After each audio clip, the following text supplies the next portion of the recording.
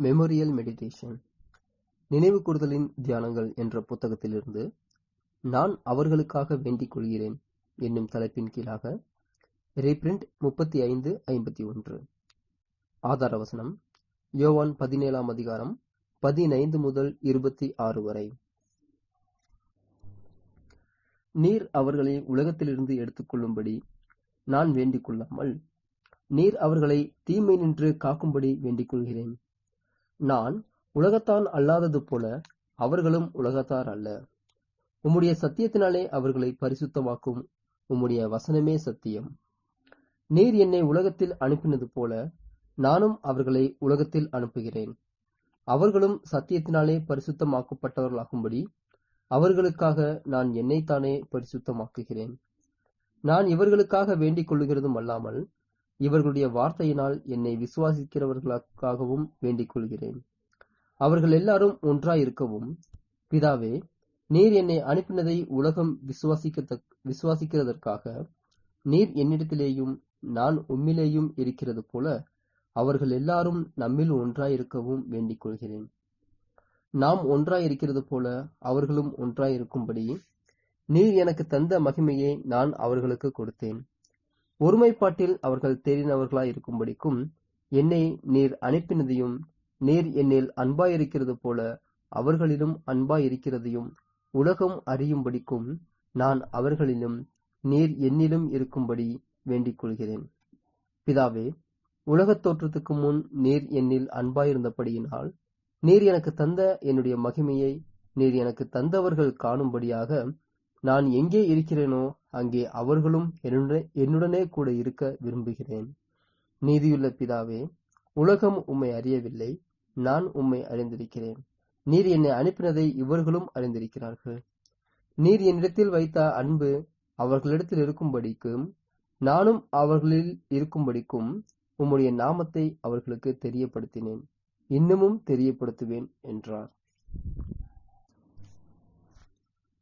நமது கர்த்தர் தம்முடைய மரணத்தை குறித்த நினைவு கூறுதலை நிறுவின இரவில் அவர் தம்மை குறித்தும் தமக்கு வரவிருக்கும் சிலுவை மரணத்தை குறித்தும் முழுமையாக சிந்தித்துக் கொண்டிருக்காமல் விசேஷமாக தம்முடைய சீசர்களை குறித்து சிந்தனை செய்பவராகவும் அவர்களுக்காக ஜெபம் பண்ணுகிறவராகவும் காணப்பட்டார். என்னிடத்தில் உங்களுக்கு சமாதானம் உண்டாயிருக்கும் பொருட்டு இவைகளை உங்களுக்கு சொன்னேன். உலகத்தில் உங்களுக்கு உபத்திரவம் உண்டு, ஆனாலும் திடன் கொள்ளுங்கள், நான் உலகத்தை ஜெயித்தேன் என்றார். யோவான் 16ஆம் அதிகாரம் 33ஆம் வசனம். இயேசு இவைகளை சொன்ன பின்பு தம்முடைய கண்களை வானத்துக்கு ஏறெடுத்து, நான் அவர்களுக்காக வேண்டிக் கொள்கிறேன், உலகத்துக்காக வேண்டிக் கொள்ளாமல் நீர் எனக்கு தந்தவர்களுக்காக வேண்டிக் கொள்கிறேன். அவர்கள் உம்முடையவர்களாய் இருக்கிறார்களே. என்னுடையவைகள் யாவும் உம்முடையவைகள், உம்முடையவைகள் என்னுடையவைகள். அவர்களில் நான் மகிமைப்பட்டிருக்கிறேன். நான் இனி உலகத்தில் இருக்கிறேன், இவர்கள் உலகத்தில் இருக்கிறார்கள். நான் உம்மிடத்திற்கு வருகிறேன். பரிசுத்த பிதாவே, நீர் எனக்கு தந்தவர்கள் நம்மைப் போல ஒன்றாயிருக்கும்படிக்கு நீர் அவர்களை உம்முடைய நாமத்தினாலே காத்துக்கொள்ளும். யோவான் 17ஆம் அதிகாரம் 1 மற்றும் 9 முதல் 11 வரை. இடைவிடாமல் ஜெபம் பண்ணுங்கள் என்று சபையார் அனைவருக்கும் அப்போஸ்தலன் கட்டளையிட்ட வார்த்தைகளுக்கு மாதிரியாக நமது கர்த்தருடைய முழு வாழ்க்கையும் காணப்படுகின்றது. நமது கர்த்தரும் கூட எப்போதும் ஜெப சிந்தனையுடன் கூடிய இருதயத்துடனே காணப்பட்டார். மேலும் ஜீவியத்தின் சகல விஷயத்திற்காகவும் பிதாவுக்கு செலுத்துகின்ற நன்றியினால் அவருடைய இருதயம் இருந்தது. அவருடைய இருதயம் பிதாவின் பராமரிப்புடன் கூடிய பாதுகாப்பை உணர்ந்திருந்தது. அவரை விசுவாசித்தது, அவருக்குள் நம்பிக்கை கொண்டிருந்தது. மேலும் ஒவ்வொரு பிரச்சனையான தருணங்களிலும் பிதாவே பிரச்சனைகள் அனைத்தையும் நன்மைக்கு ஏதுவாக மாற்றத்தக்கதாக இயேசுவின் இருதயம் பிதாவை நோக்கி பார்க்கிறதாகவும் இருந்தது. ஆனால் இடைவிடாமல் ஜெபம் பண்ணும் நமது கர்த்தருடைய இத்தன்மையானது அவர் வாழ்க்கையின் அன்றாட காரியங்களிலிருந்து கொஞ்சம் திரும்பி பிதாவோடு ரகசியமாக அல்லது தனிமையில் பேசுவதற்கென சில சமயம் சுருக்கமாகவும் சில சமயம் தனிமையில் ராப்பொழுது முழுதும் ஜெபத்தில் கழிப்பதற்கென அவர் விரும்பின அவருடைய மிகுந்த தனிப்பட்ட ஜெபங்களை அல்லது தியானங்களை தடுத்ததே இல்லை. இயேசு தமது சீசர்களை அன்பு செய்த போதிலும் அவர்கள் இன்னும் பரிசுத்த ஆவியினால் ஜெனிபிக்கப்படாதபடியினால் அவருடைய கண்ணோட்டத்திலிருந்து அவர்களால் காரியங்களை முழுமையாய் புரிந்து கொள்ள முடியாது. பிதா மாத்திரமே முழு சூழ்நிலைகளையும் பற்றி புரியக்கூடியவராகவும் அறிந்தவராகவும் காணப்பட்டார். ஆகவே இயேசு சகல மனித உதவிகளிடமிருந்து புறம்பாக்கி தனிமைப்படுத்தப்பட்ட போது இது அவரை ஜெபத்தின் வாயிலாக பிதாவிடம் நெருங்கி வரவும் அடிக்கடி வரவும் செய்தது. இப்படியாகவே கர்த்தருடைய பின்னடியார்கள் காணப்பட வேண்டும். நாம் எந்த அளவிற்கு அவருடைய குணலட்சணத்திற்கு ஒப்பாக வளர்கின்றோமோ அவ்வளவாய் நாமும் அவரை போன்று இடைவிடாமல் ஜெபம் பண்ணுகிறவர்களாகவும் எல்லாவற்றிற்கும் நன்றி செலுத்துகிறவர்களாகவும் அவரை நம்முடைய சகல நம்பிக்கை, லட்சியம் மற்றும் சந்தோஷத்திற்கான மையமாக உணர்ந்து நமது இருதயங்களில் பாடுகிறவர்களாகவும் இருப்போம். மேலும் அவரை போன்று ஏற்ற வேளையில் சகாயமும் இரக்கமும் பெற்றுக் கொள்ளத்தக்கதாக கிருபையின் சிங்காசனத்தை அணுகுவதற்கான சிலாக்கியங்களை அதிகம் பயன்படுத்துகின்றவர்களாகவும் இருப்போம். மேலும் நம்முடைய பூமிக்குரிய அல்லது ஆவிக்குரிய அருமையானவர்கள் நம்முடைய அனுபவங்களுக்கு அனுதாபம் அல்லது இரக்கம் அல்லது ஆறுதல் காட்ட இயலாமல் இருக்கின்றார்கள் என்று எவ்வளவாக காண்கின்றோமோ அவ்வளவாக அப்படியான அனுபவங்களின் நேரங்களில் பூமிக்குரிய அனுதாபம் அல்லது இரக்கம் அல்லது ஆறுதல் இல்லாமையின் நிமித்தம் இயேசுவை போன்றே நன்மையும் அடைவோம். அதாவது அம்மாதிரியான அனுபவங்களானது மாபெரும் ஆசீர்வாதம் மற்றும் சந்தோஷத்தை நமக்கு தரக்கூடியதான பரலோக தேற்றல வாழ்நிடமிருந்து நம்மை அடிக்கடி அல்லது அதிகமாய் கொண்டு செல்லக்கூடியதாக இருக்கும். சப்ஹெட்டிங்: உலகத்துக்கு அல்லாமல் சபைக்கே. இந்த ஜெபத்திலும் சரி, வேத வாக்கியங்கள் எங்கும் சரி, சபைக்கும் உலகத்திற்கும் இடையில் தெளிவான எல்லைக்கோடு போடப்பட்டுள்ளது. இதை பார்த்து உணராதவர்களுக்கு மாபெரும் இழப்பு நேரிடுகின்றது. ஏனெனில் இது ஆச்சரியமான விதத்தில் சத்திய வசனத்தை நிதானமாய் பகுத்து பார்ப்பதற்கு உதவுகின்றது. தேவன் உலகத்தை அன்பு கூர்ந்தார். இயேசு தேவனுடைய கிருபையினால் ஒவ்வொருவருக்காகவும் மரணத்தை ருசி பார்த்தார். இயேசு சர்வ லோகத்தின் பாவங்களையும் நிவர்த்தி செய்கிற கிருபாதார பலியாவார் என்ற போதிலும் அவர் உலகத்தான் அல்லாதது போல அவருடைய சீசர்களாகுபவர்களும் உலகத்தார் அல்ல. நான் உலகத்தான் அல்லாதது போல அவர்களும் உலகத்தார் அல்ல. யோவான் 17:16. சபைக்கும் உலகத்திற்கும் நடுவே உள்ள இந்த வேற்றுமையை காண தவறுவது உண்மை கிறிஸ்துவிற்கு ஆபத்தான விளைவை கொண்டு வரக்கூடியதாக இருக்கும். உலகமானது சில வாக்கு தத்தங்களையும் பண்டிகைகளையும் சில வழக்க முறைகளையும் தனதாக்கி கொண்டுள்ளதால் அது ஏறத்தாழ சபையின் கிருபைகளுக்கு ஒத்ததாகவும் அல்லது போலியாகவும் காணப்படுகின்றது. இதை சமுதாய பண்பாடு என்றே அழைக்கலாம். இவ்விதமாக உலகத்தின் பெரும் பகுதியானது இன்று தவறுதலாக சபையின் பாகம் என்று அடையாளம் கண்டு கொள்ளப்படுகின்றது. சபை என்பது மீண்டுமாக ஜெனிப்பிக்கப்பட வேண்டும் என்றும் உயிர்த்தெழுதலின் போது அவர்கள் மீண்டும் பிறக்க வேண்டும் என்பவைகளை புரிந்து கொள்ளாதவர்களுக்கும் இது பெரும் பாதிப்பாகும். அவர்கள் தங்களையே வஞ்சித்துக் கொண்டிருக்கின்றனர். இது உண்மை சபைக்கும் கர்த்தருடைய உண்மையான பின்னடியார்களுக்கும் தங்களுடைய புதிய சுபாவங்களை கொண்டு மாம்சத்தின் பலவீனங்களோடு போராட வேண்டியவர்களுக்கும் கூட பாதிப்பாய் அமைகின்றது. எப்படியெனில் இவர்களுடைய மாம்சம் பொதுவான வழக்க முறைகளை கொண்டு தன்னை நியாயப்படுத்த நாடுகின்றது. மேலும் பொதுவான கோட்பாடுகளை தாண்டி செயல்படுவது மதவெறி என்றும் மத தீவிரவாதம் என்றும் இவர்களுடைய மாம்சம் வலியுறுத்துகின்றது. மரணம் வரையிலுமான சுயத்தை வெறுத்த விஷயத்திலும் வாழ்க்கையின் விஷயத்திலும் இயேசு மற்றும் அவருடைய அப்போஸ்தலர்கள் கொண்டிருந்த கோட்பாடுகளின்படி கர்த்தருடைய ஜனங்களாகிய நாம் வாழும்போது நாம் உலகம் மற்றும் பெயர் கிறிஸ்தவ மண்டலத்தாரின் கண்ணோட்டத்தின்படி மத தீவிரவாதிகள் என்றே கணிக்கப்படுவோம் என்பதை கர்த்தருடைய ஜனங்களாகிய நாம் நினைவில் கொள்ள வேண்டும்.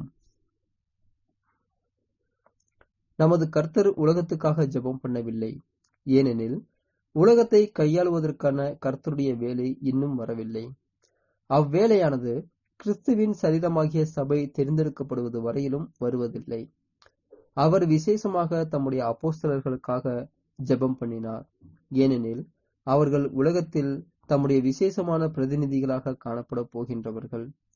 மேலும் அதுவரையில் உண்மையான இருதயங்களோடும் அவரை விசுவாசித்துக் கொண்டிருந்த 500 சகோதரர்களுக்காகவும் அவருடைய ஜெபம் உள்ளடங்கி காணப்பட்டது.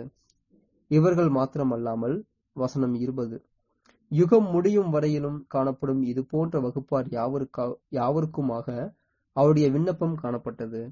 அதாவது அவருடைய சீசர்களாகவும் பின்னடியார்களாகவும் ஆகத்தக்கதாக உலகத்திடமிருந்து பிரித்து சத்தியத்தின் இடுக்கமான வழியில் செல்லத்தக்கதாக யார் யாருடைய விசுவாசமானது மிகுந்த உண்மையுடனும் முழுமையுடனும் இருந்து அவர் மேல் நம்பிக்கையுடனும் காணப்படுகின்றதோ அத்தகையவர்கள் யாவருக்குமாக அவருடைய விண்ணப்பம் ஏறெடுக்கப்பட்டது.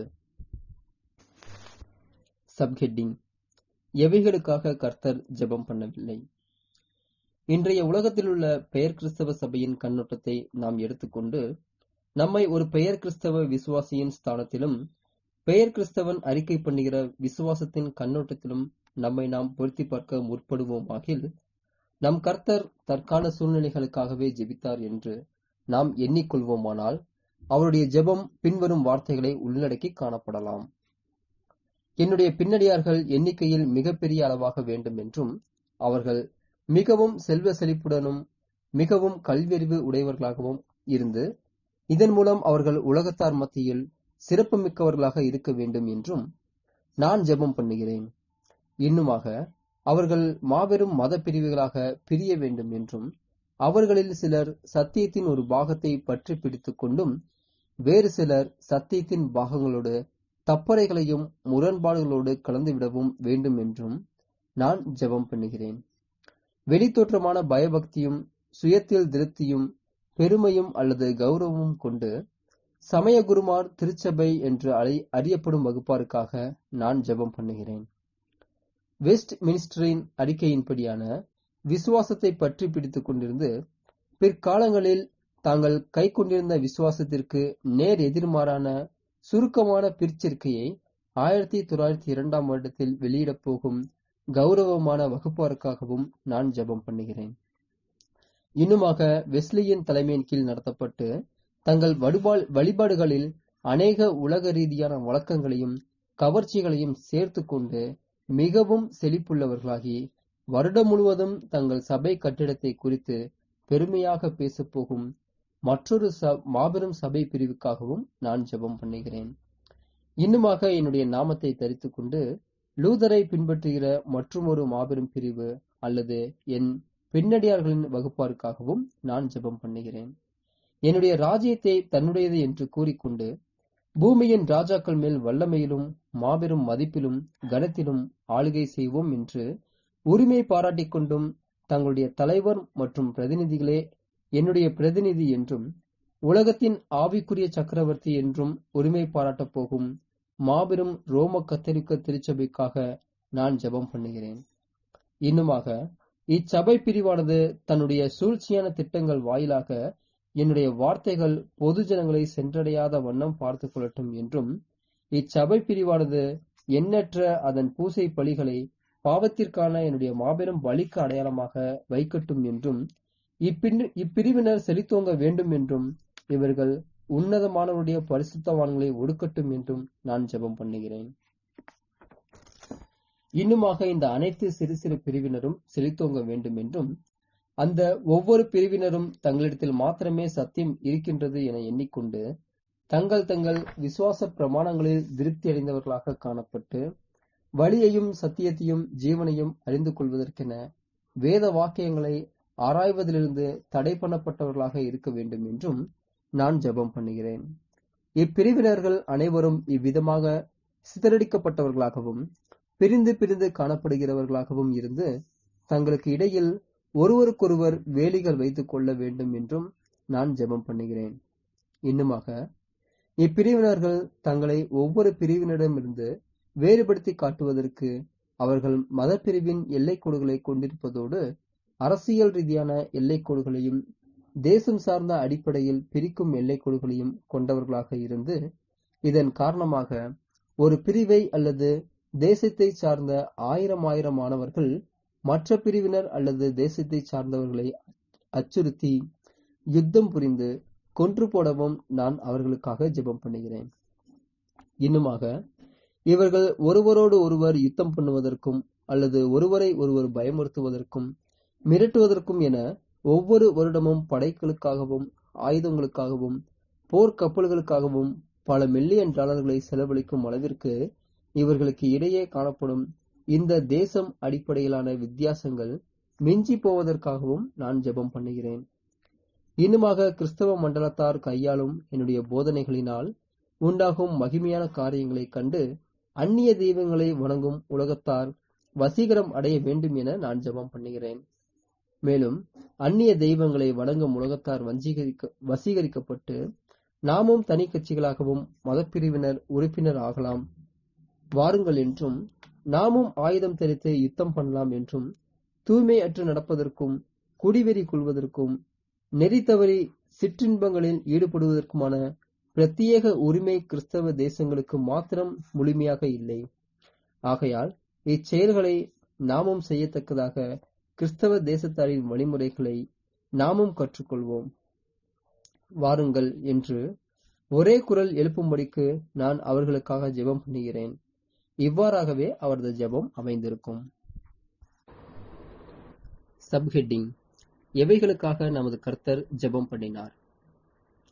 நமது கர்த்தருடைய விண்ணப்பங்கள் மிகவும் வித்தியாசமாக காணப்பட்டது. அவருடைய சீசர்கள் உலகத்தில் சிறுபான்மையாகவே இருப்பார்கள் என்றும், அவர்கள் உலகத்தால் வெறுக்கப்படுவார்கள் என்றும், உலகத்தால் எதிர்க்கப்படுவார்கள் என்றும், உலகத்தால் தவறாய் புரிந்து கொள்ளப்படுவார்கள் என்றும், அவர்களில் அநேகர் பெரியவர்களாக இருக்க மாட்டார்கள் என்றும், ஞானிகளாக அநேகர் இருக்க மாட்டார்கள் என்றும், ஐஸ்வர்யவான்களாக அநேகர் இருக்க மாட்டார்கள் என்றும், பிரபுக்களாக அநேகர் இருக்க மாட்டார்கள் என்றும், பிரதானமாக ஏழைகளாகவும் சிறு மந்தையினராகவுமே இருப்பார்கள் என்றும் தான் அவருடைய ஜெபத்தின் வார்த்தைகள் சுட்டி காட்டுகின்றது.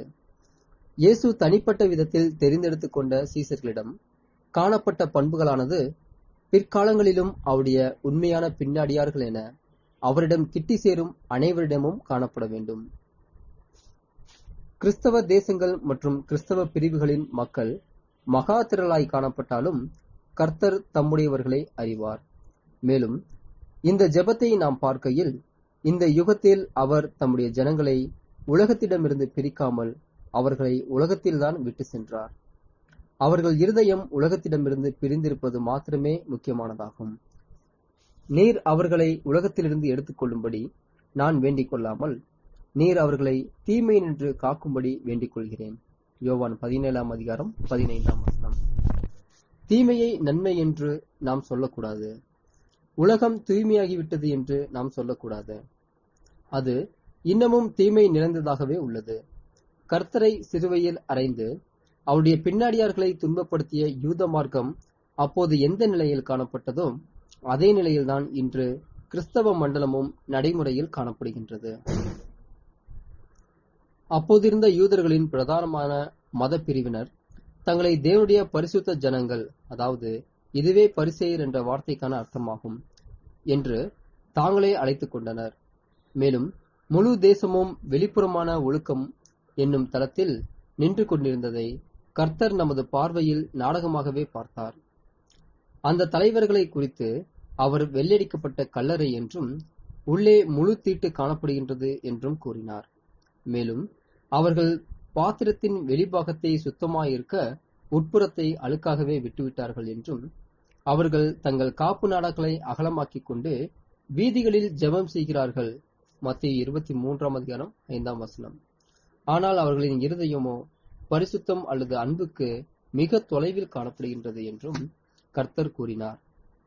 ஒருவேளை நியாயப்பிரமாணத்தின் மேலோட்டமான கருத்து ஏழை விதவியின் வீட்டை எடுத்துக்கொள்வதற்கு அனுமதிக்குமாயின், மேலும் அப்படி செய்யும் போது அச்செயல் அதிக அளவில் பழித்துற்றுதல் கொண்டு வருவதில்லை என்றால், தவறான விதத்தில் விதவையின் வீட்டை எடுக்க விரும்பும் அளவிற்கு அவர்களுடைய இருதயம் பரிசுத்தத்திற்கும் அல்லது அன்பிற்கும் மிக தொலைவில் காணப்படுகின்றது. மத்தேயு 23:14 மற்றும் 23 முதல் 28 வரை. இன்றைய காலங்களில் இப்படியாகவே காணப்படுகின்றது. வெளிப்புறத்தில் பளபளப்பு அல்லது பாசாங்கை காணப்படுகின்றது.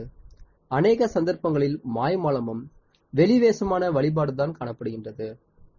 நாகரிகமான உடைகள் மற்றும் சந்தோஷம் ஆகியவற்றில் மூழ்கி போன நிலையிலும், கடுமையான பாவங்கள் மூலம் பணம் சம்பாதிக்கும் விக்கிரக ஆராதனையில் மூழ்கி போன நிலையிலும் இருதயம் தேவனிடத்திலிருந்து மிக தொலைவில் இருக்க உதடுகள் மாத்திரமே அசைகின்றதா இருக்கின்றது.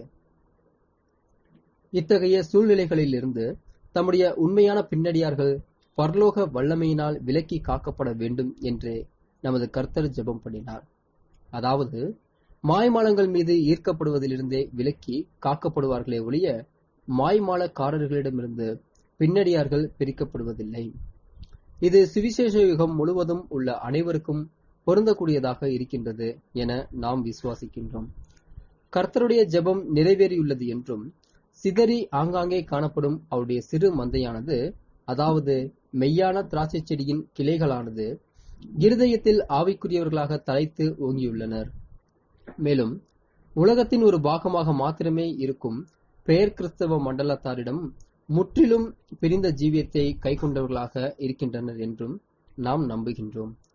இன்றும் உலகத்திற்குள் இருந்தும் உலகத்தார் அல்லாதது போன்று இருப்பவர்கள் இந்த அறுவடையின் காலகட்டத்தில், என் ஜனங்களே, நீங்கள் அவளுடைய பாவங்களுக்கு உடன்படாமலும் அவளுக்கு நேரிடும் வாதைகளில் அகப்படாமலும் இருக்கும்படிக்கு அவளை விட்டு வெளியே வாருங்கள் என்று பாபிலோனிடமிருந்து அழைக்கப்பட்டு வருகின்றார்கள். வெளிப்படுத்தல் 18ஆம் அதிகாரம் 4ஆம் வசனம். பாபிலோனிலிருந்து விடுதலை பெற்று திரும்புவதற்கென இஸ்ரேலர்களுக்கு வாய்ப்பு அளிக்கப்பட்ட போது 50,000 பேர் மாத்திரமே புறப்பட்டு வந்தவர்களின் லக்கமாயிருக்க, இதை போன்ற எல்லாவற்றையும் விட்டுவிட்டு சத்தியத்தையும் நீதியையும் பின்பற்ற சந்தோஷத்துடனும் தாமதம் காட்டாமலும் வருபவர்களின் எண்ணிக்கை சொற்பமானதாய் இருக்கத்தக்கதாக கர்த்தர் தப்பறைகளின் பிரபலத்தையும் சத்தியத்தின் பிரபலமின்மையையும் இதற்கேற்றாற்போல் ஒழுங்கு செய்திருக்கின்றார். சப்ஹெட்டிங்: உம்முடைய சத்தியத்தினாலே அவர்களை பரிசுத்தமாக்கும். இந்த ஜெபமானது 2 காரியங்களை சுட்டிக்காட்டுகின்றதாய் இருக்கின்றது. முதலாவதாக, ஏன் அவர்கள் காக்கப்படுவார்கள் என்றும், இரண்டாவதாக, கர்த்தருடைய பின்னடியார்கள் எப்படி காக்கப்படுவார்கள் என்பதுமே ஆகும். 1. அவர்கள் உலகத்தார் அல்லாததினால் அவர்கள் கர்த்தருடைய பட்சமாய் நிற்போம் என்று வந்தவர்களானபடியினால் அவர்கள் பாவம் மற்றும் உலகத்திற்கு மரித்து போனவர்களாக கருதப்பட்டு பரிசுத்த ஆவியினால் புதியதான ஜீவனுக்குள் ஜெனிப்பிக்கப்பட்டுள்ளபடியினால் அவர்கள் காக்கப்படுகின்றார்கள். 2.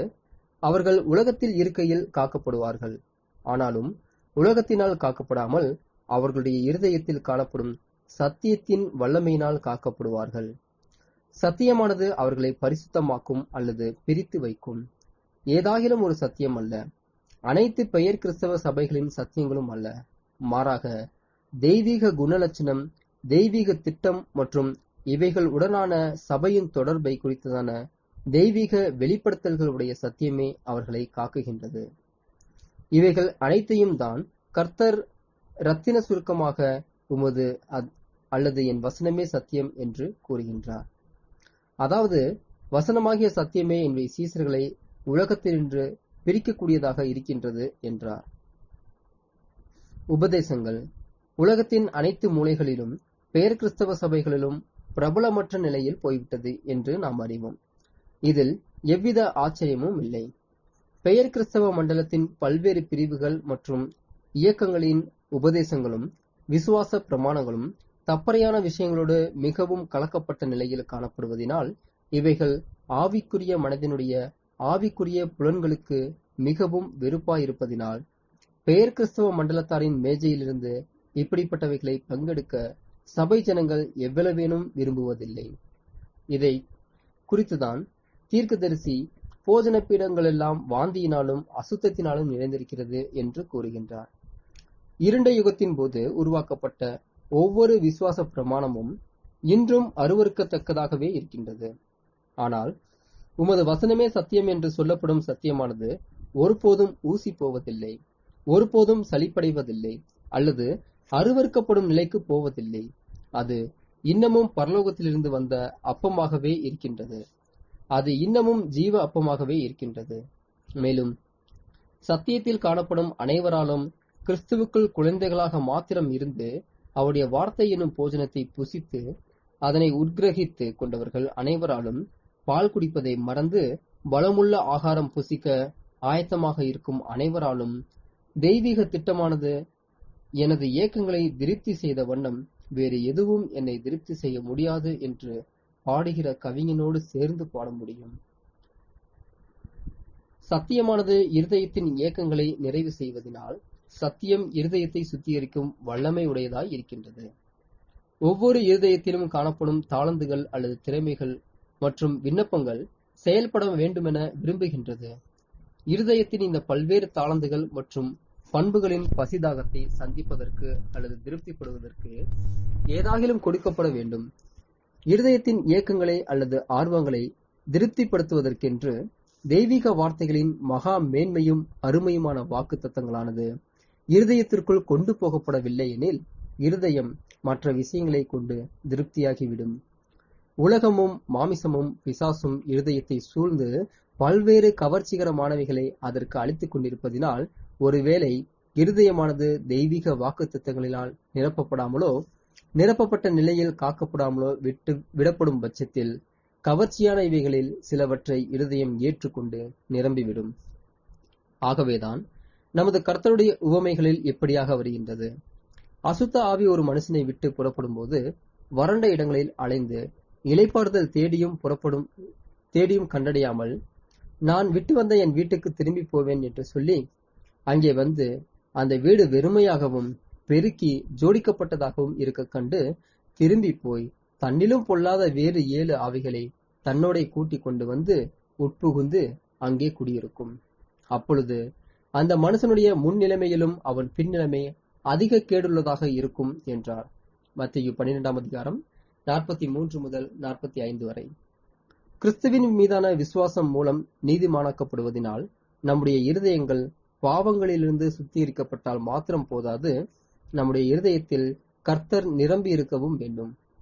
மேலும் தம்மை சத்தியம் என அழைக்கும் கர்த்தர் உணவாக போசாக்காக பல்வேறு சத்தியங்களை நம்முடைய இருதயத்திற்கு கொடுக்கின்றார். நமது இருதயத்தை நிரப்புகின்றார். நம்முடைய ஆர்வங்களை திருப்தி செய்கின்றார். மேலும் இப்படியாக நிரப்புவதின் மூலம் நீதியின் பால் பசிதாகம் உள்ளவர்களை அவர் பரிசுத்தப்படுத்துகின்றார். மேலும் இப்படியாக அவர்களை முற்றிலுமாக பிரித்து உலகத்திடமிருந்தும் அதன் ஆவி, அதன் நம்பிக்கைகள், அதன் நோக்கங்கள், அதன் லட்சியங்களிடமிருந்தும் அவர்களை பிரித்து காக்கின்றார். சப்ஹெட்டிங்: தேவனுடைய ஏற்ற வேளையில் செயல்படும் தேவனுடைய வல்லமை. நீதியின் பால் நமக்கு அன்புள்ளதா? நீதியை உலகத்தில் நாம் எதிர்பார்க்கவும் முடியாது. தற்கால சூழ்நிலைகளின் கீழ் நீதியை பூமியில் ஸ்தாபிக்கலாம் என்று நாம் எதிர்பார்க்கவும் முடியாது. தேவனால் வாக்களிக்கப்பட்ட ராஜ்யம் அல்லாமல் வேறு எதுவும் நீதியை ஸ்தாபிக்க முடியாது என்று ஒப்புக்கொள்ள நாம் கடமைப்பட்டுள்ளோம். ஆகவே நோவாவின் புறா போன்று நம்முடைய இருதயங்கள் நீதியின் மையமாகவும் ஊற்றாகவும் இருக்கும் கர்த்தரிடத்திலேயே திரும்புகின்றது. சமாதானத்தையும் சந்தோஷத்தையும் நாம் விரும்புகின்றோமா? முழு உலகமும் சந்தோஷத்தை நாடினாலும் அதை கண்டடையவில்லை என்று உலகத்தில் இருந்தபோது நம்முடைய கடந்த கால அனுபவங்கள் நமக்கு காட்டியுள்ளது. கர்த்தரை கண்டடைந்தவர்களாகிய நாமோ சந்தோஷத்தின் ரகசியத்தை, அதாவது ஒவ்வொரு நாளையும் சந்தோஷமாக கழிக்கும் கிறிஸ்தவனுடைய ரகசியத்தை கண்டடைந்துள்ளோம். நன்மை செய்ய வேண்டும் என்பதற்காக நாம் வல்லமையையும் செல்வாக்கையும் விரும்புகின்றோமா? ஆனால் இவைகளை தற்கால சூழ்நிலையின் கீழ் பெற்றுக்கொள்வது கூடாத காரியம் என்று சத்திய வசனம் நமக்கு கூறுகின்றது. ஆனால் நாம் ஒருவேளை உண்மையுள்ளவர்களாக காணப்பட்டு முதலாம் உயிர்த்தெழுதலில் வல்லமை, மகிமை, கனம் மற்றும் அழியாமை பெற்றுக்கொள்ளும் போது பூமியின் சகல குடிகளை ஆசீர்வதிப்பதாகிய ராஜ்யத்தின் ஆசீர்வாதங்களில் நம்முடைய மாபெரும் எதிர்பார்ப்புகளும் சிறந்த லட்சியங்களும் நிறைவேற்றப்படுவதை காணலாம். ஐஸ்வர்யங்கள் நம்மை கவருகின்றதா? வேத வாக்கியங்கள் உண்மையான ஐஸ்வர்யங்களை உடையதாக இருக்கின்றது. இன்னும் நாம் கர்த்தரை பின்பற்றுகையில் இப்பொழுது விசுவாசத்தினால் அனைத்தும் நமக்கு சொந்தமாக இருக்கின்றது. பின்னர் பரலோக ராஜ்யத்தில் நம்முடைய போதகருடன் நாம் உடன் ஊழியர்களாக ஆகும்போது அனைத்தும் உண்மையில் நமக்கே சொந்தமாகி விடுகின்றது என்று வேத வாக்கியங்கள் நமக்கு உறுதியளிக்கின்றது. நீர் என்னை உலகத்தில் அனுப்பினது போல நானும் அவர்களை உலகத்தில் அனுப்புகிறேன். யோவான் 17ஆம் அதிகாரம் 18ஆம் வசனம். பிதா எப்படி குமாரனை அனுப்பினார் என்றும் குமாரன் மாம்சமாகி நம் மத்தியில் மனுஷனாக வாசம் பண்ணுபவராக மாற்றப்படுவதற்கு முன்பு அவருக்கு பிதாவோடு இருந்த மகிமையை துறந்து வந்தார் என்றுமான காரியங்களுக்கு நமக்கு போதுமான அளவு நிரூபணங்கள் கொடுக்கப்பட்டுள்ளது. ஆனால் உலகத்தாராக பிறந்துள்ள நாம் எந்த விதத்தில் உலகத்திற்கு அனுப்பப்படுகின்றோம்? உண்மைதான், ஒரு காலத்தில் அப்போஸ்தலர்கள் விசேஷமாக அனுப்பப்பட்டிருந்தனர். ஆனால் கர்த்தருடைய சகல பின்னடியார்களும் ஒரு விதத்தில் அனுப்பப்பட்டிருக்கின்றார்கள். இருதயத்திலும் சத்தியத்திலும் நாம் அவருடையவர்களாக இருக்கத்தக்கதாக நாம் உலகத்தினின்று பிரிக்கப்படாதது வரையிலும் நாம் அனுப்பப்படுவதில்லை. பின்னரே அவருடைய நாமத்தில் அவருடைய காரணத்திற்கென ஒரு வேலை செய்யும்படிக்கு அவர் நமக்கு ஒரு கட்டளையை அல்லது செய்தியை கொடுத்துள்ளார். அவருடைய காரணம் என்று சொல்லும்போது அது நீதியின் பொருட்டான காரணமாகவே இருக்கின்றது. கர்த்தருடைய உண்மையான பின்னடியார்கள் தேவனுக்கான ஸ்தானாதிபதிகளாகவும் இயேசுவின் பிரதிநிதிகளாகவும் இருக்கின்றார்கள்.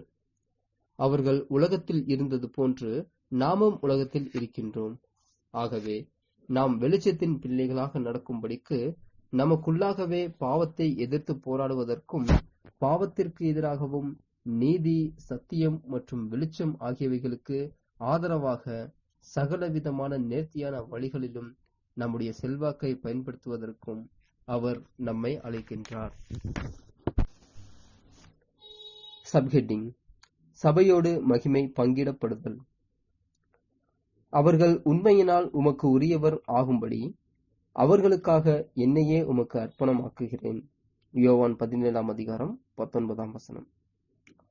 இத்தருணத்தில் பிதாவின் திட்டம் குறித்து தெளிவான புரிந்து கொள்ளுதலுக்குள் நமது கர்த்தர் வந்துவிட்டார் என்பது இவ்வார்த்தைகளில் வெளிப்படுகின்றது.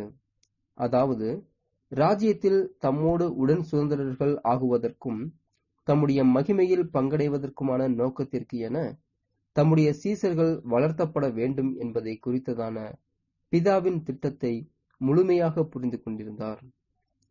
ராஜ்யத்தின் இத்தகைய மாபெரும் மகிமையை பங்கு போடுவது இயேசுவின் மாபெரும் மகிமையை குறைத்து போடுவது போன்று நாம் பார்க்கும் மாத்திரத்தில் நமக்கு தோன்றலாம்.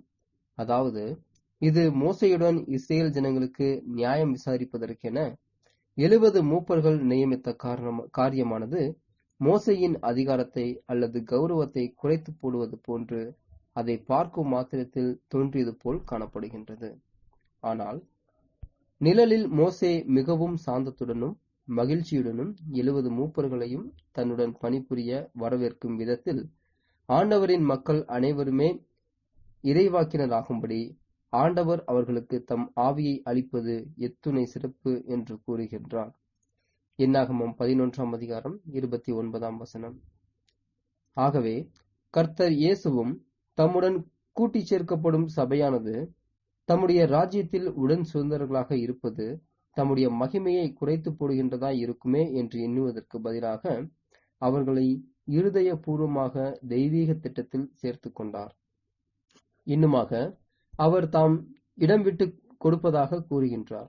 அதாவது, பிதாவின் பரிசாகிய மகிமை மற்றும் கனம் ஆகிய அம்சங்களில் தம்முடைய பின்னடியார்கள் பங்கடையும்படிக்கு தங்களுக்கு கொடுக்கப்பட்ட மகா அருமையான வாக்குத்தத்தங்கள் மற்றும் சத்தியத்தின் வாயிலாக தங்களை அர்ப்பணித்து இத்தகைய கணத்திற்குள் வரவும் தம்மோடு கூட உடன் சுதந்திரர்களாக இருக்கும்படிக்கும் வந்த அவர்கள் பங்கடையத்தக்கதாக குமாரன் விலகி இடம் விட்டு கொடுத்தார் என்று கூறுகின்றார். இதே கருத்துதான் நாம் ஒன்றாயிருக்கிறது போல அவர்களும் ஒன்றாயிருக்கும்படி நீர் எனக்கு தந்த மகிமையை நான் அவர்களுக்கு கொடுத்தேன். என்னை நீர் அனுப்பினதையும் நீர் என்னில் அன்பாயிருக்கிறது போல அவர்களிலும் அன்பாயிருக்கிறதையும் உலகம் அறியும்படிக்கும் நான் அவர்களிலும் நீர் என்னிலும் இருக்கும்படி வேண்டிக் கொள்கிறேன் என்ற வசனங்களில் வெளிப்படுகின்றது. யோவான் 17:22 மற்றும் 23. தேவனுடைய அன்பானது நம்முடைய இருதயங்களில் ஊடுருவுகையில் அதில் சுயநலம் குடிக்கொள்வதற்கு இடமே இருப்பதில்லை. நமது அன்பான மீட்பர் மற்றவர்கள் தெய்வீக சுபாவத்திற்குள் உயர்த்தப்பட்டு ராஜ்யத்தின் பங்காளிகள் ஆக்கப்பட போவதை குறித்து பொறாமை கொள்வதற்கு பதிலாக தம்முடைய ஜெபத்தில் தாம் இத்திட்டத்திற்கு முழுமையாக ஒப்புக்கொள்வதாகவும் இதற்கு இருதயபூர்வமான ஒத்துழைப்பையும் அருளுவதாகவும், இத்திட்டம் இப்படி இருப்பது நிமித்தம் தமக்கும் சந்தோஷமாய் இருப்பதாகவும் பிதாவிடம் அறிக்கை பண்ணினார். இக்காரியங்கள் பரலோக மணவாளனுக்கு ஏற்கனவே நியமிக்கப்பட்டுள்ள வருங்கால மணவாட்டிகளாகிய நமக்கு எத்தகைய கருத்துக்களை தெரிவிக்கின்றதா இருக்கின்றது. நம்மை நம்முடைய தாழ்மையான நிலையிலிருந்து உயர்த்தி அவரோடு கூட அவருடைய ராஜ்யத்தில், அவருடைய சிங்காசனத்தில், அவருடைய பிதாவின் அன்பில் பங்கடைய செய்வதில் கர்த்தர் பிரியமுள்ளவராக இருக்கின்றார். அதிசயங்களிலேயே அதிசயம். தெய்வீக கருணைக்கு முடிவே இல்லை. நாம் இன்னமும் பாவிகளாக இருக்க, இன்னமும் மரணம் எனும் தெய்வீக தீர்ப்பின் கீழ் இருக்கையிலேயே நாம் அன்பு கூறப்பட்டுள்ளோம். மாபெரும் விலை கொடுத்து மீட்டுக் கொள்ளப்பட்டுள்ளோம். மீட்கப்பட்ட பின்னர் இப்பொழுது ஒரு பரலோக சத்தத்தை நாம் கேட்டிருக்கின்றோம். இன்னும் மேல்நிலைக்கு அல்லது உயர வாருங்கள். ஆம், ராஜாதி ராஜாவிடத்திற்கும் கர்த்தாதி கர்த்தரிடத்திற்கும் பிதாவின் ஒரே பேரானவரிடத்திற்கும் கிருபையும் சத்தியமும் முழுமையாக கொண்டிருப்பவரிடத்திற்கும் அவரோடு கூட அவருடைய சிங்காசனத்திலும் அவரோடு உடன் சுதந்திரர்களாகவும் இருக்க வாருங்கள் என்பதே ஆகும். அன்பு மற்றும் சுயநலமின்மையின் இம்மாபெரும் வெளிப்படுத்துதலை நம்முடைய மனங்களுக்கு முன்பாக நாம் என்றென்றும் வைத்திருக்க கூடுமானால், தேவனுடைய அருமையான குமாரனுடைய சாயலுக்கு ஒப்பாய் இருக்கும்படி நாடுகின்ற அனைவருடைய மனங்களிலிருந்தும் ஒருவருக்கொருவர் கொண்டிருக்கும் ஒவ்வொரு போட்டி மனப்பான்மையும் சிதறடிக்கப்பட்டு போய்விடும். மேலும் இப்படி நினைவில் கொண்டிருக்கும் போது சரீரத்தின் ஒவ்வொரு மற்ற அங்கமும் கர்த்தருடைய ஊழியத்தில் பயனுள்ளவர்களாக வளர்வதில் நம்மை எவ்வளவாக சந்தோஷம் கொள்ளச் செய்யும். மேலும் இப்படி நினைவில் கொண்டிருக்கும் போது கனம் பண்ணுகிறதிலே ஒருவருக்கொருவர் முந்திக் கொள்ளுங்கள் என்ற வேத வாக்கியத்தின் விளக்கத்தை நாம் அதிகமாய் உணர்ந்து கொள்ளச் செய்து, மற்ற சகோதரருடைய வளர்ச்சியிலும் சபைக்கான அவனுடைய பயன் அதிகமடைகையிலும் தேவன் மற்றும் மனுஷனிடத்திலும் அவன் பெற்றுக்கொள்ளும் தயவிற்கான சாட்சிகள் அதிகமாகுகையில் நம்மை மகிழ்ச்சி கொள்ள செய்யும். ரோமர் 12:10. சரீரத்தின் உடன் அங்கங்களாகிய மற்ற சகோதரர்களின் வளர்ச்சியில் இவ்விதமாக சந்தோஷம் கொள்ள முடிகிறவர்களுக்கு மாபெரும் மகிமையான தலைக்கு ஒத்திருக்கும் சாயலில் தாங்கள் வளர்ச்சியடைந்துள்ளனர் என்பதற்கான சாட்சியாகவும் அமைகின்றது. இம்மனநிலையில் இல்லாதவர்கள் இதற்காக முயற்சி செய்ய வேண்டும். மேலும் இதை அடையும் வரையிலும் முயற்சியை தொடர்ச்சியாக கொண்டிருக்க வேண்டும். சப்ஹெட்டிங்: அவர்கள் எல்லாரும் ஒன்றாய் இருக்கவும். வெளிநாடுகளில் காணப்படும் நிறுவனங்கள் மற்றும் குழுக்களின் ஆவியானது எங்கும் பரவி கொண்டிருப்பதினால் அது சபைகளையும் சபை பிரிவுகளையும் இணைக்கும் தாக்கத்தை ஏற்படுத்தி மாபெரும் மத நிறுவனங்கள் அல்லது அமைப்புகளாக வளர்ச்சி கொள்வதற்கு நேராக நடத்துகின்றது. மேலும் இவர்களது இத்தகைய வளர்ச்சியானது கர்த்தருடைய உண்மையான அர்ப்பணிக்கப்பட்டுள்ள ஜனங்களின் சுதந்திரத்திற்கு ஆபத்தான தொந்தரவாக இருந்தாலும் இது அவர்களுடைய ஆவிக்குரிய நன்மைகளை பாதிப்பதில்லை. இவ்வளர்ச்சிகள் கர்த்தருடைய சிறுமந்தையினருக்கு ஆசீர்வாதமாக கூட விளங்குகின்றது. எப்படியெனில், இவர்களுடைய இத்தகைய அமைப்பு வளர்ச்சியின் நிமித்தம் சிறுமந்தையினர் தங்களுடைய வேத வாக்கியங்களின் அடிப்படையிலான போதனைகளிலிருந்து மற்ற போதனைகளை வேற்றுமையாக கண்டு சத்தியத்தில் உறுதி கொண்டு தங்களை முற்றிலும் பெயர் கிறிஸ்தவ அமைப்புகளிலிருந்து பிரித்து கொண்டவர்களாகவும் இருக்க முடிகின்றது. கலைகளோ ஒன்றாக கட்டப்படவும் செய்கின்றது. அப்பொழுது பலமுள்ள தூதன் ஒருவன் பெரிய இயந்திரக்கல்லை ஒத்த ஒரு கல்லை எடுத்து சமுத்திரத்திலே எறிந்து, இப்படியே பாபிலோன் மகாநகரம் வேகமாய் தள்ளுண்டு இனி ஒருபோதும் காணப்படாமற் போகும். வெளிப்படுத்தல் 18:21. அவர்கள் எல்லாரும் ஒன்றாய் இருக்க வேண்டும் என்ற நமது கர்த்தருடைய ஜெபமானது யுகம் முழுவதிலும் நிறைவேறியுள்ளது. உண்மையாக அவர்களுடையவர்களாக இருக்கும் அனைவருக்கும் பிதா மற்றும் குமாரனுடன் கூட ஒரே இருதயம் உள்ளவர்களாகவும் ஒரே நோக்கம் உள்ளவர்களாகவும் ஒரே ஆவி அல்லது சிந்தை உடையவர்களாகவும் காணப்பட்டுள்ளனர். பூமிக்குரிய விசுவாச பிரமாணங்களினாலும் சங்கிலிகளினாலும் தெய்வீகமானவர்களோடு ஐக்கியத்தை அல்லது உறவை ஏற்படுத்த முடியாது. கர்த்தருக்கு சொந்தமானவர்கள் விஷயத்தில் இன்றும் என்றென்றும் இப்படியாகவே காணப்படுகின்றது. வெளித்தோற்றமான அடையாள சொற்களினால் அல்ல, அல்லது அடையாளங்களினால் அல்ல, அல்லது வெளித்தோற்றமாக பற்றி பிடித்துக் கொண்டிருப்பதினால் அல்ல. மாறாக விசுவாசம் மற்றும் அன்பின் மூலமாக அவர்கள் ஒருவரை ஒருவர் தேவன், குமாரன், சபை அறிந்து கொண்டிருக்கின்றனர். நீங்கள் ஒருவரில் ஒருவர் அன்புள்ளவர்களாய் இருந்தால் அதனால் நீங்கள் என்னுடைய சீசர்கள் என்று எல்லோரும் அறிந்து கொள்வார்கள் என்றார்.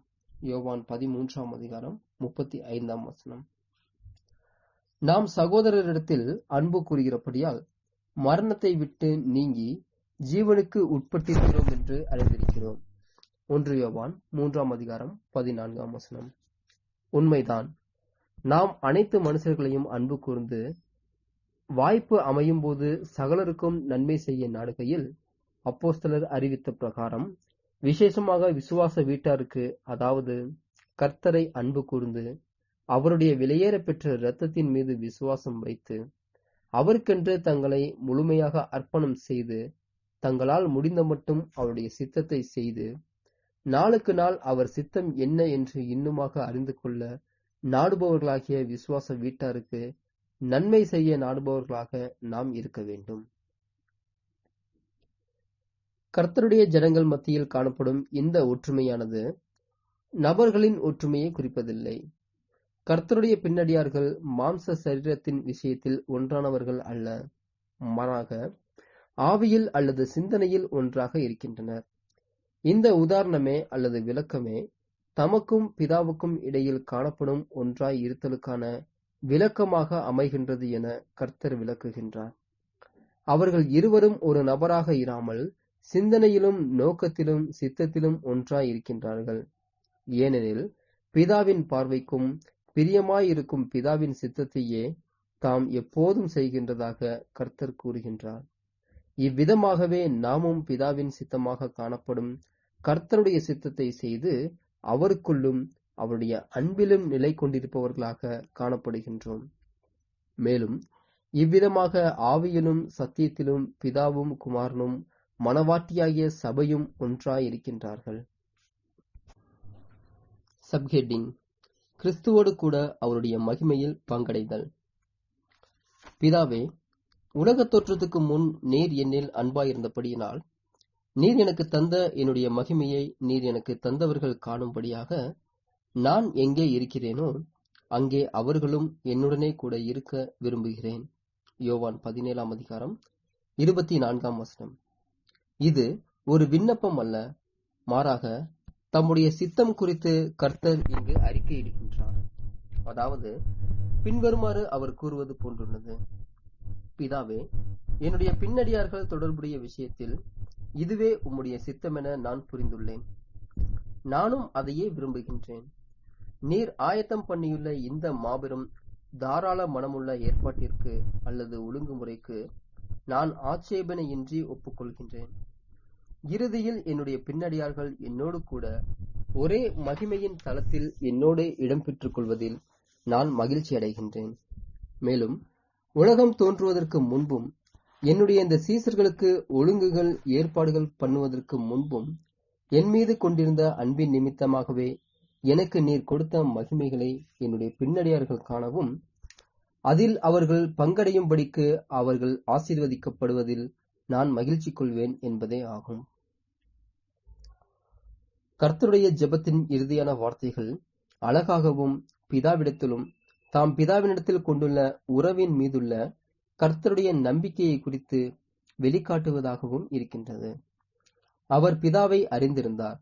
ஆகவேதான் பிதாவினால் நாம் ஏற்றுக்கொள்ளப்படுவதற்கும் அவர் அளிக்கும் நித்திய காலத்திற்குமான ஜீவனுக்குள் நாம் பங்கடைவதற்கும் அளிக்கப்படும் மகா பெரும் சாட்சி இதுவே என்று நம்மை குறித்த விஷயத்தில் அவர் கூறியுள்ளார்.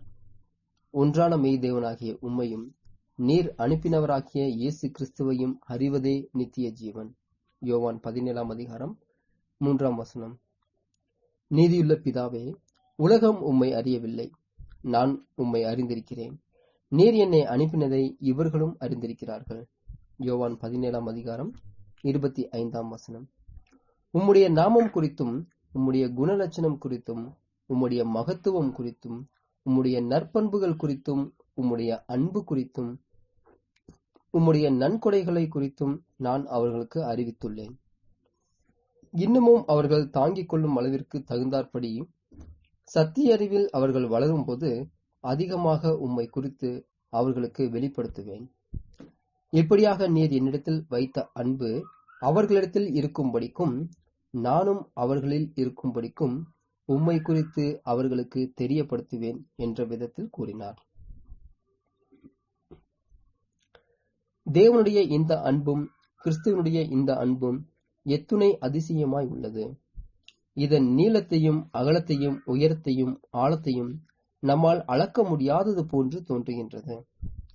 கர்த்தரை தங்களுடைய மீட்பராகவும் ஏற்றுக்கொண்டு அவருடன் ஓர் உடன்படிக்கையின் உறவிற்குள் வந்துவிட்டு தங்களிடத்தில் இருக்கும் கொஞ்சமான காரியங்கள் அனைத்தையும் அவருக்கென்று கொடுத்துவிட்டு அவர் ஏற்பாடு பண்ணியுள்ள இந்த அனைத்து ஆசீர்வாதங்களில் பங்கடையும் வாய்ப்பை அவரிடத்தில் பெற்றுக்கொண்ட பிற்பாடு பலவீனத்தாலோ அல்லது எதிர்ப்பினாலோ அல்லது வேறு ஏதாவது காரணங்களினாலோ ஒருவேளை கீழே தள்ளப்பட்ட நிலையில் காணப்பட்டார்களானால் அத்தகையவர்கள் பிதா நமக்காக கொண்டிருப்பதும் குமாரன் பங்கிட்டு கொடுப்பதுமான இந்த மாபெரும் அன்பை நினைவில் கொண்டு வந்து எண்ணி பார்க்கிறவர்களாக இருக்க வேண்டும்.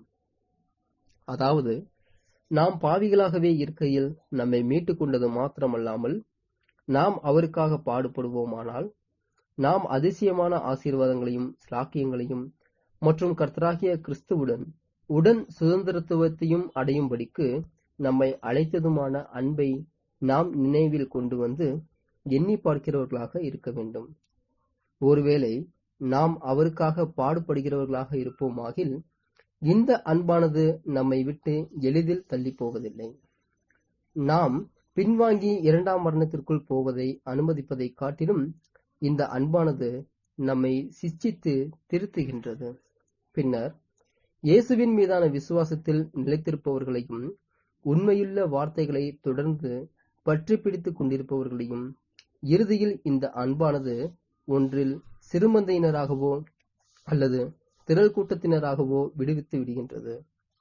ஆனால் எந்த அளவுக்கு இந்த அன்பானது நம்மிடத்தில் செழிப்பாக காணப்படுகின்றதோ மற்றும் எந்த அளவுக்கு கிறிஸ்து நம்முடைய இருதயங்களில் குடிக்கொண்டு இருக்கின்றாரோ அல்லது வாசம் பண்ணுகின்றாரோ அவ்வளவாய் பிதாவின் பார்வையில் பிரியமாகவும் நமது கர்த்தரால் அங்கீகரிக்கப்படுகிறதுமான காரியங்களை செய்வதில் விருப்பமாகவும் உள்ள பதிலுக்கு பதிலான அன்பு நம்மிடத்தில் காணப்படும். மற்றும் அவ்வளவாய் காத்திருக்கும் நம்முடைய ஆத்மாக்களுக்கும் இடையே திரையிடுகின்ற எதையும் செய்ய வெறுப்பும் நம்மிடத்தில் காணப்படும். தெய்வீக அன்பின் நீளம், அகலம், உயரம், ஆழம் ஆகியவற்றை நாம் இப்படியாக புரிந்து கொண்டுள்ளபடியால் நாம் புதிய தைரியம் கொள்வோமாக. மேலும் தேவனுடைய இந்த அன்பானது அவருக்காகவும் அவருடைய காரணங்களுக்காகவும் அல்லது நோக்கங்களுக்காகவும் நாம் மாபெரும் வைராகியமும் பக்தியும் கொள்ளத்தக்கதாக நம்மை நெருக்கி ஏவுவதாக. ஆமேன்.